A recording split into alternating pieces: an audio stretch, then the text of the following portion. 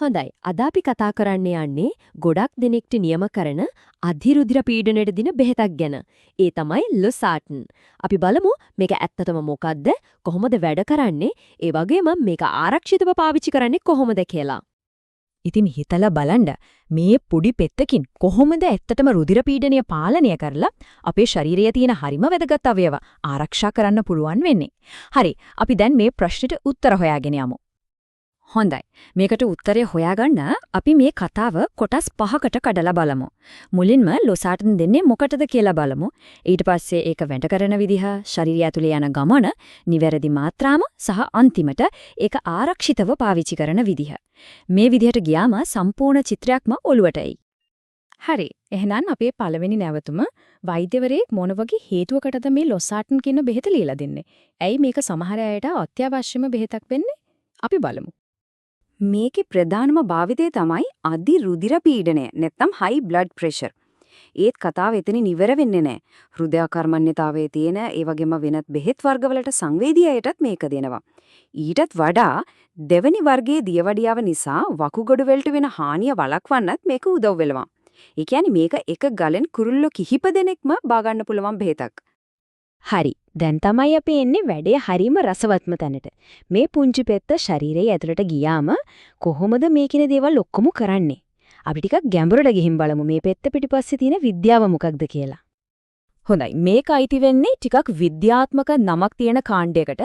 ඒ තමයි angiotensin 2 receptor blockers. එහෙම නැත්නම් ARBs කියලා කියන්නේ. නම සංකීර්ණ වුණාට වැඩේ සරලයි. හිතන්නකෝ අපේ ශරීරේ රුධිර නාලිකා හිර කරන්න එහෙම නැත්නම් සංකෝචනය කරන්න එන විශේෂ පණිවිඩයක් තියෙනවා කියලා. ලොසාටන් කරන්නේ හරියට දොරටු පාලකයෙක් වගේ ඒ පණිවිඩය ඇතුළට එන එක બ્લોක් කරන එක.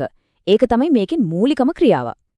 තව ටිකක් සරලව කිව්වොත් හිතන්න අපේ රුධිර නාලිකා කියන්නේ ලොකු හයිවේ එකක් කියලා. angiotensin 2 කියන්නේ මේ හයිවේ එකේ ලේන් වහලා ට්‍රැෆික් ජෑම් එකක් හදන සංඥාවක්. ඉතින් ලොසාටන් කරන්නේ මොකක්ද? ඒක හරියට ට්‍රැෆික් පොලිස් කෙනෙක් වගේ ඇවිත් ඒ ලේන් වහන එක නවත්තනවා. ප්‍රතිග්‍රාහකේ બ્લોක් කරනවා කියන්නේ ඒකට. එතකොට මොකද වෙන්නේ? හයිවේ එකේ ඒ කියන්නේ රුධිර නාලිකාවල ට්‍රැෆික් එක ස්මූත්ලි යනවා. ලේ වලට කිසිම බාධාවකින් තොරව ගලාගෙන යන්න පුළුවන්. අන්න එතකොට තමයි රුධිර පීඩනය පහළට බහින්නේ. හරිම සරලයි නේද? හරි. අපි දැන් දන්නවා මේක වැඩ කරන විදිහ. ඒත් පෙත්ත බිවට පස්සේ ශරීරය ඇතුලේ මොකක්ද ඇත්තටම සිද්ධ වෙන්නේ? ඒ ගමන කොහොමද? අපි දැන් ඒ ගමන පියවරෙන් පියවර බලමු. මේක බැලුවම හොඳටම පැහැදිලි. බෙහෙත ගත්තට පස්සේ පැයක් විතර යද්දී ඒක රුධිරයේ උපරිම මට්ටමට එනවා. හැබැයි ඊටත් වඩා වැදගත් පැය 3-4ක් යද්දී ශරීරයට හැදෙන මේකේ සක්‍රීය පරිවෘත්ති ද්‍රව්‍ය, ඒ කියන්නේ මේකේ සුපිරිවීරය උපරිම මට්ටමට එනවා. මේකේ බලපෑම පැය ගාණක් තියෙනවා. අන්න ඒක තමයි මේ බෙහෙත දවසකට එකපාරක් ගත්තම ඇති වෙන්න හේතුව. ඒක දවස පුරාම වැඩ කරනවා. මෙතන තව වැදගත් දෙයක් තියෙනවා. අපි බෙහෙත බිව්වම ඒක කෙලින්ම වැඩ පටන් ගන්නෙ නෑ. ඒකෙන් 3න් එකක් විතර තමයි ඇත්තටම සක්‍රියව වෙන්නේ. ඒ කොහොමද? මේ බෙහෙත අපේ අක්මාව හරහා යනකොට අක්මාවෙන් ඒකේ කොටසක් ඊට වඩා ප්‍රබල වැඩකාරයෙක් බවට පත් කරනවා. ඉතින් ඇත්තටම අපේ රුධිර පීඩනය අඩු කරන්න ලොකුම වැඩ කොටස කරන්නේ අන්නේ පරිවර්තනීය වුණු කොටස. හරි. දැන් අපි මාත්‍රාව ගැන කතා කරමු. මේ වගේ බෙහෙත්වලදී one size fits all කියන කතාව හරියන්නේ නැහැ. හැමෝටම එකම මාත්‍රාව දෙන්න බෑ. රෝගී තත්වය, වයස වගේ ගොඩක් දේවල් බලලා තමයි නිවැරදි මාත්‍රාව තීරණය කරන්නේ. අපි බලමු ඒක කොහොමද වෙන්නේ කියලා. මේ වගුව දිහා බැලුවම ඒක හොඳටම පැහැදිලි වෙනවා. බලන්නකෝ අධිරුධිර පීඩනයට පටන් ගන්නෙ මිලිග්‍රෑම් 50කින්. ඒ ත්‍රිද අකර්මණ්‍යතාවයට පටන් ගන්නෙ මිලිග්‍රෑම් 12.5ක් වගේ. හරිම පොඩි ප්‍රමාණයකින්. ඇයි එහෙම කරන්නේ? මොකද ශරීරයට එකපාරටම ලොකු මාත්‍රාවක් දෙනවට වඩා ටිකෙන් ටික දීලා ශරීරයකට හුරු කරවන එක ගොඩක් ආරක්ෂිතයි. ඒ විදිහට තමයි වෛද්‍යවරුන් මාත්‍රාව සකස් කරන්නේ. අධිරුධිර පීඩනයේ තියෙන වැඩි දෙනෙක්ට වෛද්‍යවරු මුලින්ම පටන් ගන්න මේ මිලිග්‍රෑම් 50 මාත්‍රාවෙන්. දවසකට එක පෙත්තයි හරිම ලේසි මතක තියාගන්න. මේක තමයි සාමාන්‍ය ආරම්භක ලක්ෂ්‍යය.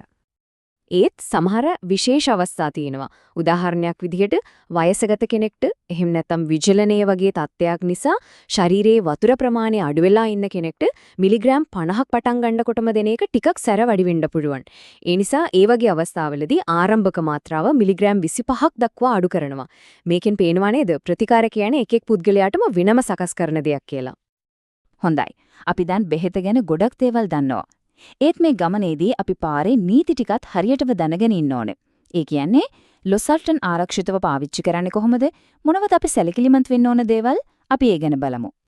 ඕනෑම බෙහෙතක් වගේම මේකටත් පොඩි අතුරු ආබාධ එන්න ඉඩ තියෙනවා. බහුලවම දකින්න ලැබෙන්නේ කරකැවිල්ල වගේ දෙයක්. ඒක වෙන්නේ රුධිර පීඩනය අඩු වෙන නිසා. ඒත් ඇන්ජියෝඩීමා වගේ ඒ කියන්නේ මුහුණ තොල් ඉදිමෙන එක වගේ දෙයක් වෙන්නේ හරිම කලාතුරකින්. හැබැයි ඒ වගේ දෙයක් වුණොත් ඒක බරපතලව සලකන්න ඕන.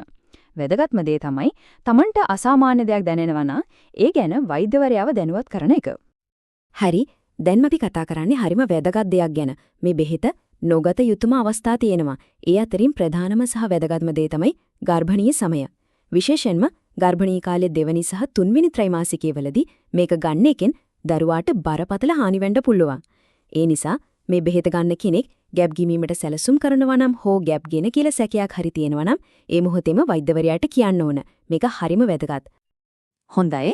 අන්තිමට මේ බෙහෙත පාවිච්චි කරනකොට එදිනෙදා ජීවිතේදී මතක තියාගන්න ඕන වැදගත් කරුණු කිහිපයක් තියෙනවා. මේවා හරිම සරල දේවල්. ඒත් මේවා පිළිපදින එකෙන් බෙහෙතේ ප්‍රතිඵල උපරිම කරගන්නත් අනවශ්‍ය අවදානම් අඩු කරගන්නත් පුරුවන්. උදාහරණයක් විදිහට දිනපතා එකම වෙලාවට ගන්න එක, හිටගෙන ඉඳලා නැගිටිනකොට හිමින් නැගිටින එක, පොටෑසියම් අඩංගු අතිරේක ආහාර වලින් වළකින එක වගේ දේවල්. ඉතින් ඔන්න ඕක තමයි ලොසාඩන් කියන මේ පුංචි පෙත්තේ ලොකු කතාව. මේ වගේ බෙහෙත් ගැන ඉගෙන ගන්නකොට අපි හිතනවා නේද ඖෂධ වේදය කියන විද්‍යාව කොච්චර දියුණු වෙලාද කියලා. එක රසායනික සංඥාවක් ඉලක්ක කරලා ඒක නවත්තලා කොයිතරම් ලොකු සෞඛ්‍ය ප්‍රතිලාභ ලබා ගන්න පුළුවන්ද? මේකෙන් අපිට හිතන්න දෙයක් ඉතුරු කරනවා. මේ වගේ දැනුම දියුණු වෙනකොට අපේ දීර්ඝකාලීන සෞඛ්‍ය අනාගතය කොයි වගේ වේද? මේ විග්‍රහයත් එක්ක එකතු වෙලා හිටියට බොහොමත්ම ස්තුතියි.